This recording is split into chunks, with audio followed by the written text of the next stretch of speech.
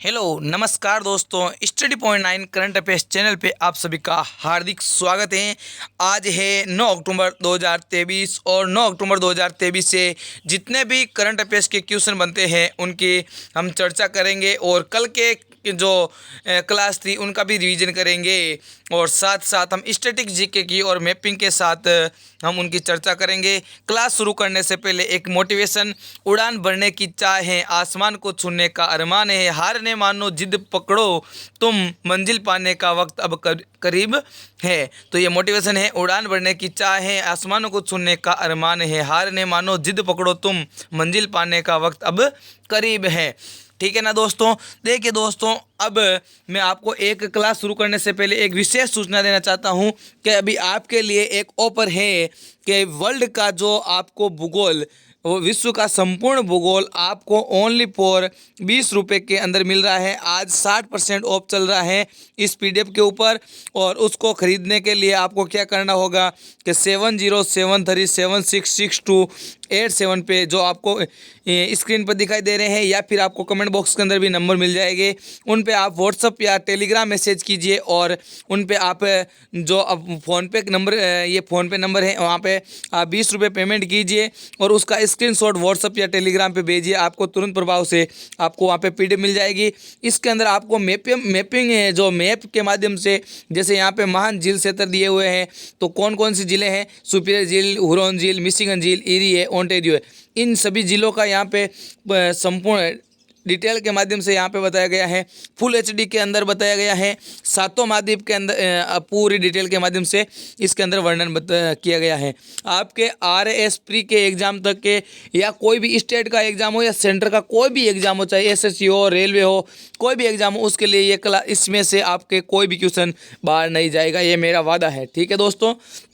अब आपको इस क्लास की जो अभी वर्तमान में चल रही है करंट अफेयर्स की, उसकी पीडीएफ और क्यूज के लिए आपको क्या करना पड़ेगा, तो ये हमारा टेलीग्राम चैनल है daily current affairs study point 9, उसको ज्वाइन कर लीजिए, जिसका आपको लिंक वीडियो के डिस्क्रिप्शन के अंदर और कमेंट बॉक्स के अंदर पिन किया हुआ मिल जाएगा। ठीक है दोस्तों।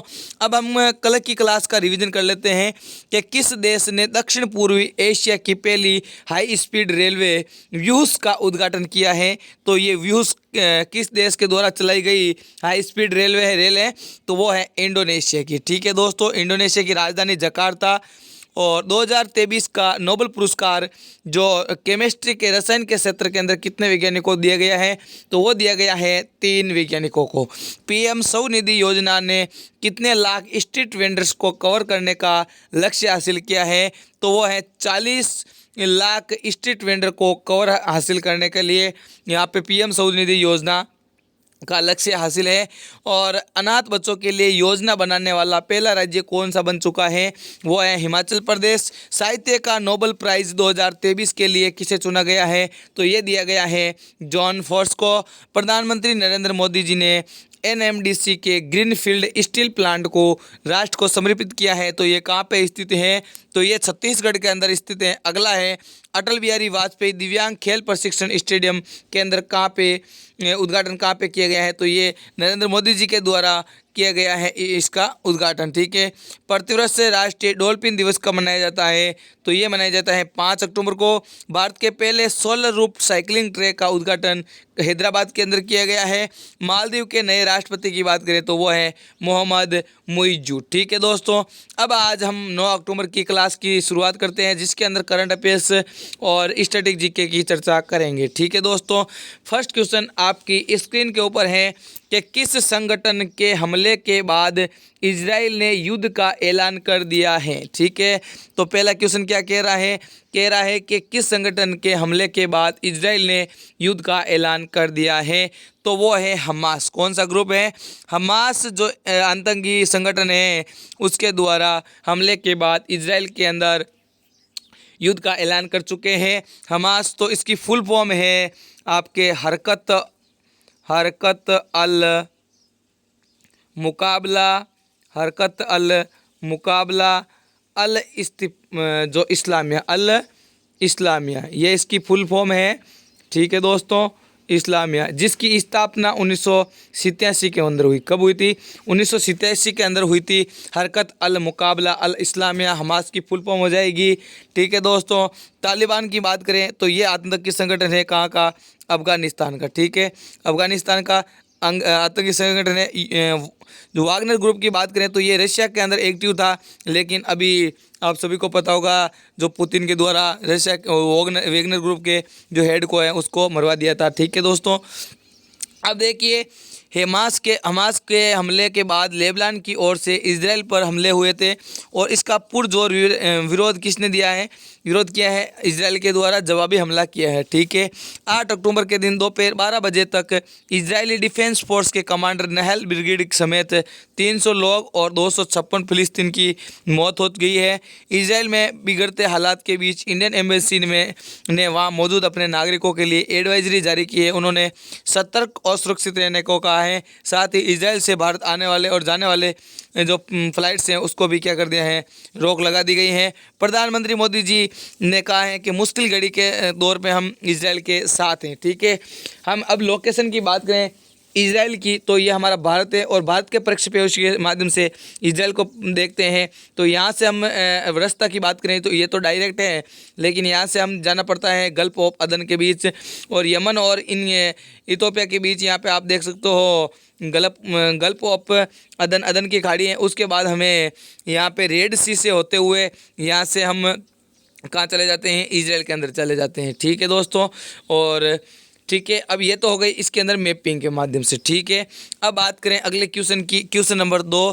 तो हाल ही में जलवायु परिवर्तन से जुड़े स्पिनोजा पुरस्कार से किसे सम्मानित किया गया है? इंपॉर्टेंट क्वेश्चन हो जाता है आपके हर एग्जाम के लिए कि स्पिनोजा पुरस्कार 2023 का किसे दिया गया है और ये किससे संबंधित है? तो पर्यावरणीय जलवायु परिवर्तन से संबंधित ये पुरस्कार है और ये दिया गया है डॉक्टर जोइता गुप्ता को। किसे दिया गया है? डॉक्टर जोइता गुप्ता को स्पिनोजा पुरस्कार जो जलवायु परिवर्तन के लिए है वो दिया गया है।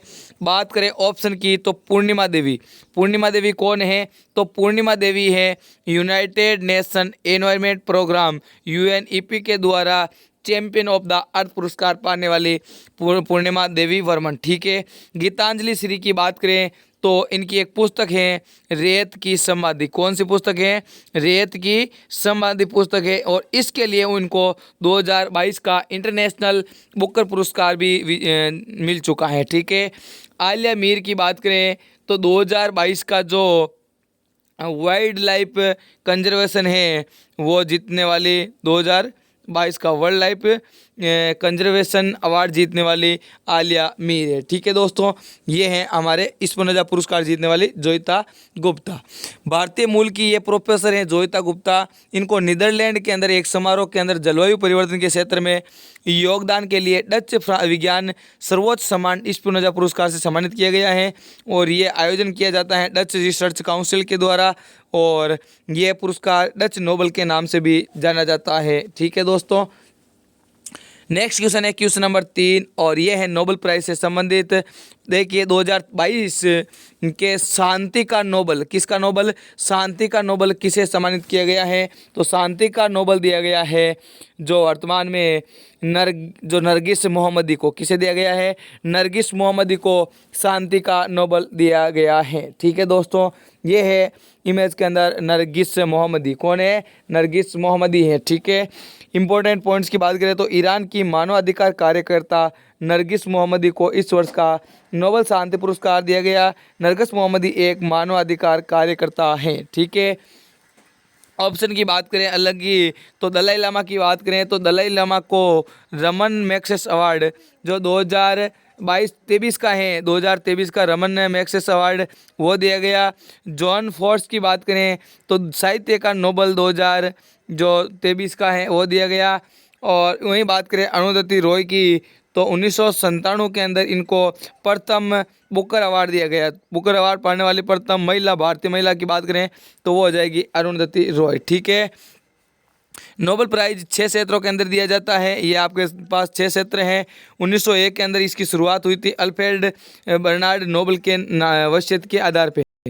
देखिए दोस्तों, नोबेल प्राइज विजेता की बात करें प्रथम भारतीय की तो वो मिला है रविंद्रनाथ टैगोर को। ठीक है दोस्तों, और 1901 के अंदर प्रथम पहली बार नोबेल पुरस्कार दिए गए थे। और ये जो हमारे डायनामाइट की खोज करने वाले अल्फ्रेड बर्नार्ड नोबेल के जो वसीयत है उसके आधार पे ये पुरस्कार दिए जाते हैं। ठीक है, जैसे ही पूरे पुरस्कार की घोषणा हो चुकी है, अब हम आज शाम को वो वीडियो भी डालेंगे। ठीक है, अगला है, हाल ही में किस राज्य के प्रतापगढ़ रेलवे स्टेशन का नाम बदलकर माँ बेहला देवी धाम प्रतापगढ़ जंक्शन कर दिया गया है? तो ये है कहाँ पे स्थित? यूपी के अंदर। कहाँ पे स्थित है?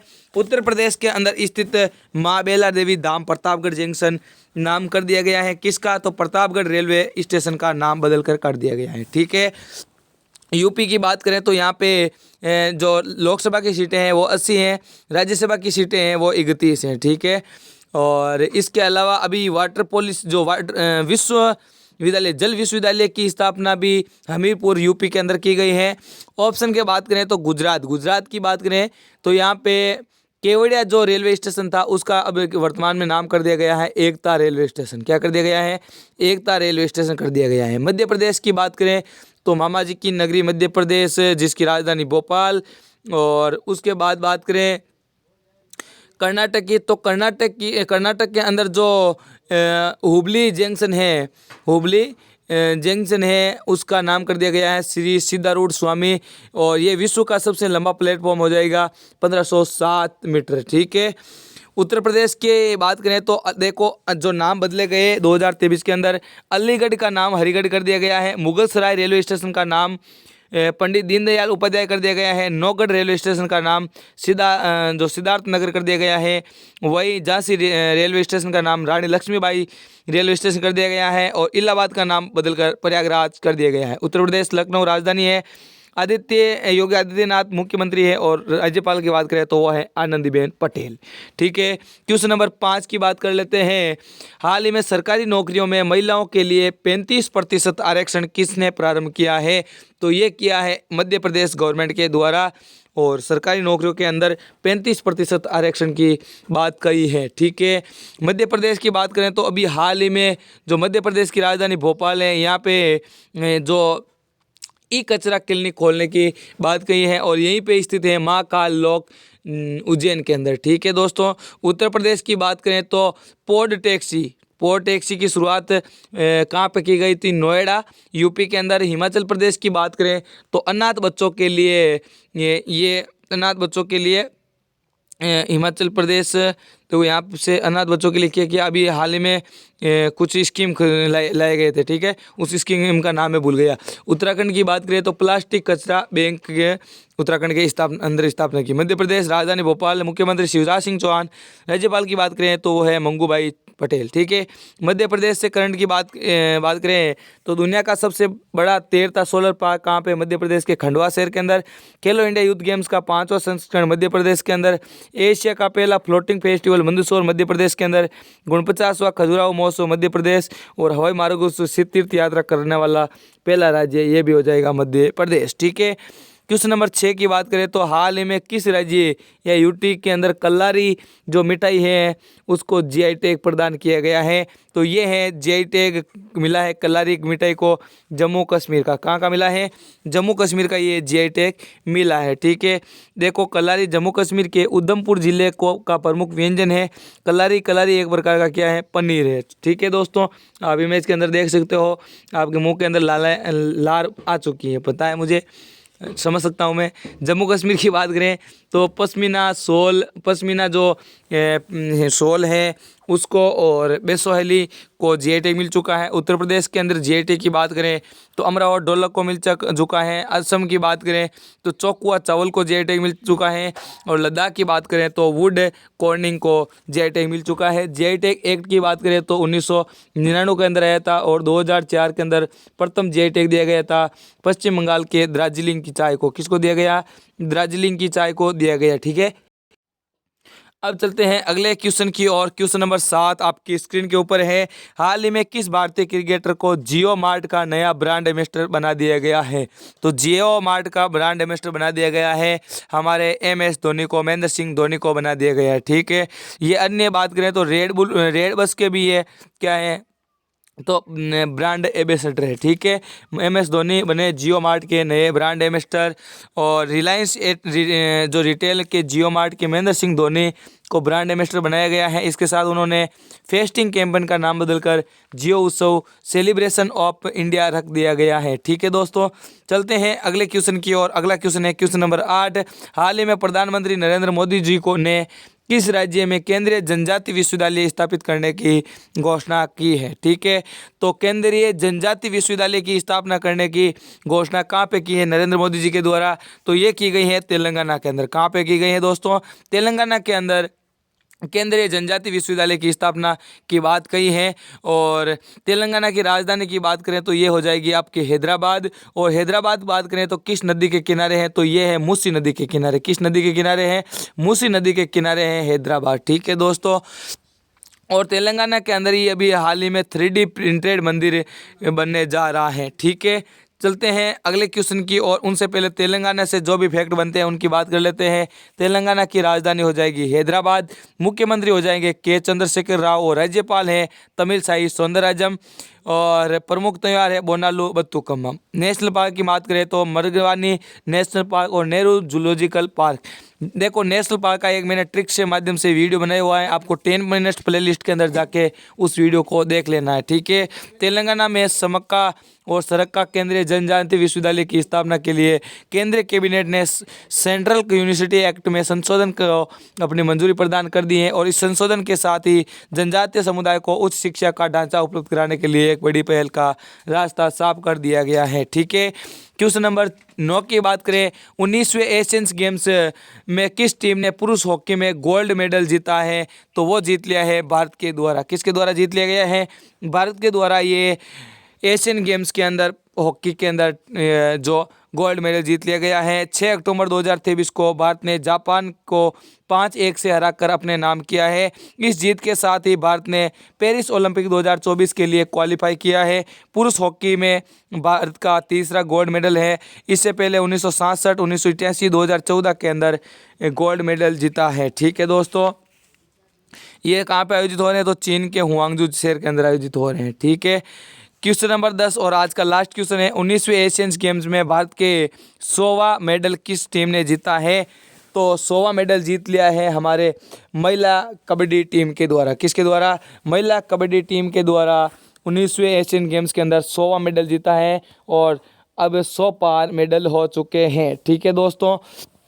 आपके लिए जो मैंने कल क्वेश्चन ऑफ द डे के रूप में दिया था उसका सही आंसर देखिए। UNGA के 78वें क्षेत्र के अंदर भारत की ओर से संबोधन किसके द्वारा किया गया? तो ये किया गया है option number A S Jaishankar हमारे विदेश मंत्री जी के द्वारा किया गया है, ठीक है। आज के लिए आपके लिए क्वेश्चन है जिसका आंसर आप कमेंट बॉक्स के अंदर बताइए। हाल ही में BRO सड़क जो बॉर्डर रोड ऑर्गेनाइजेशन है, BRO है, सीमा सड़क संगठन है, कुछ भी कह लो, के प्रमुख पद पर किसे नियुक्त किया गया है? अनिल चौहान, रघुश्री निवासन, प्रवीण सूद या राजीव कुमार। सही आंसर आप कमेंट बॉक्स के अंदर बताइए। मैं इसका सही आंसर कल आपको वीडियो के अंदर बताऊंगा। आज के लिए बस इतना ही। वीडियो पसंद आया तो लाइक कर दीजिए, दोस्तों के साथ शेयर कर दीजिए और साथ ही साथ चैनल को सब्सक्राइब कर दीजिए चैनल पे नए हैं तो, और बेल आइकन को प्रेस कर लीजिए ताकि आने वाले वीडियो की नोटिफिकेशन सबसे पहले मिल सके।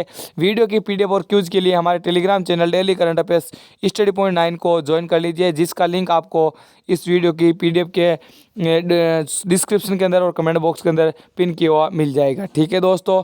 और साथ ही जो मैंने पहले सूचना दी है आपको उसको आपको ध्यान में रखते हुए आज के लिए और कल के लिए आपके विशेष ऑफर हैं 20%, 60% छूट के साथ 20 रुपये के अंदर। उसके बाद उसकी प्राइस आपके 99 रुपीज़ हो जाएंगी, ठीक है। ऐसे तो 50 रुपीज़ हैं लेकिन उसके बाद आपके लिए ये PDF आपके जो हो जाएगी 99 रुपीज़ की, ठीक है। Thank you. जय हिंद, जय भारत।